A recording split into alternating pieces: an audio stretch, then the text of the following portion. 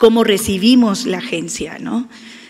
Cómo fue la entrega-recepción de esa agencia que pareciera que era Vox Populi, que ahí había una mafia sindical, una mafia que antes fue un sindicato y que se convirtió en una mafia precisamente, y que tenía secuestrada a la agencia. Nos encontramos con un panorama sombrío. Ciertamente había pues el peligro de que la agencia se fuera por el abismo, al borde del abismo. 50 años de historia en donde Notimex ha tenido épocas de oro y que sin embargo en los últimos sexenios se había convertido en un órgano propagandístico básicamente controlado por esta mafia. Nos encontramos antes que nada una redacción desestructurada en donde existía la figura del censor.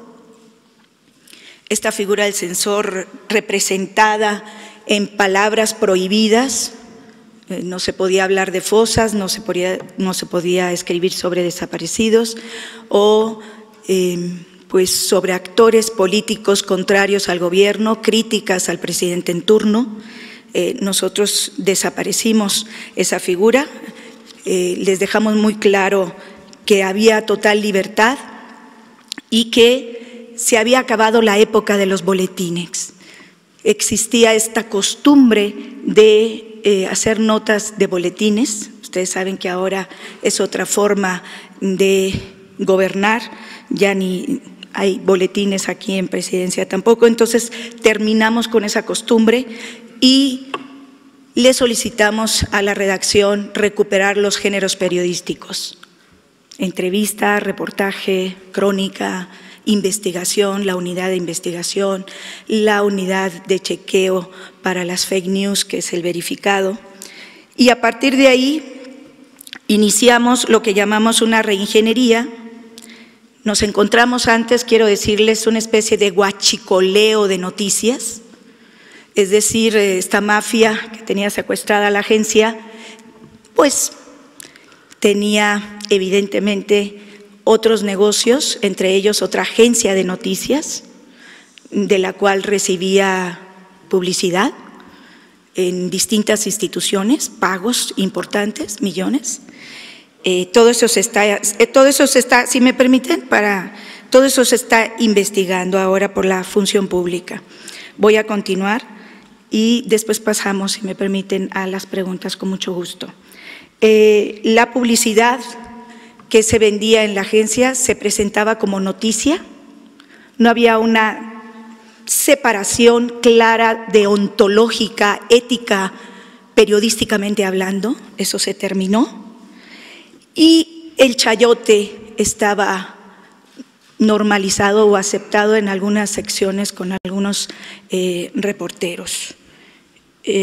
Al analizar la nómina, pues descubrimos que mucha gente no iba a trabajar, aviadores, había una lista, y por consiguiente después, al checar uno por uno, pues eran 330 trabajadores.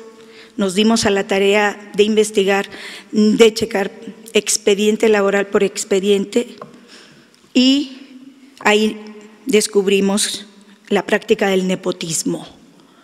Esta cofradía, esta mafia que estaba rodeada de un equipo de cercanos, pues fieles al líder sindical Conrado García Velasco, pues también tenían sus familiares ahí.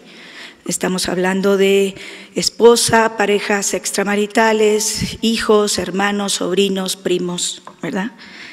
Todos en la nómina de Notimex. A partir de ahí hicimos el análisis de los perfiles, nos dimos cuenta que había muchos perfiles duplicados para cubrir plazas.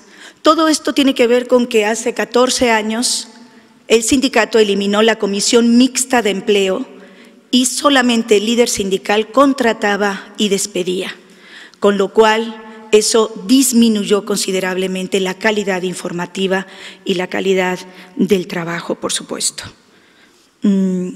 Y ahí nos fuimos dando cuenta que había gente pues, que llevaba años sin pisar la agencia, con permisos sindicales. El primero, el líder, con 18 años de permiso, y luego el que pretendía sucederlo con 5 años de no pisar la agencia, la señora que era la exsecretaria, la secretaria de Finanzas, que no pisaba la agencia en 3 años. Y a partir de ahí, pues, nos llegó en ese momento, hicimos una evaluación, hablamos con mucha gente, se dieron algunas renuncias cuando hablamos y dijimos que no cumplían con el perfil estipulado para dichas plazas, y llegó el memorándum del 3 de mayo de la austeridad republicana en términos de reducción del aparato burocrático, que tiene que ver con aproximadamente el 30% de la plantilla.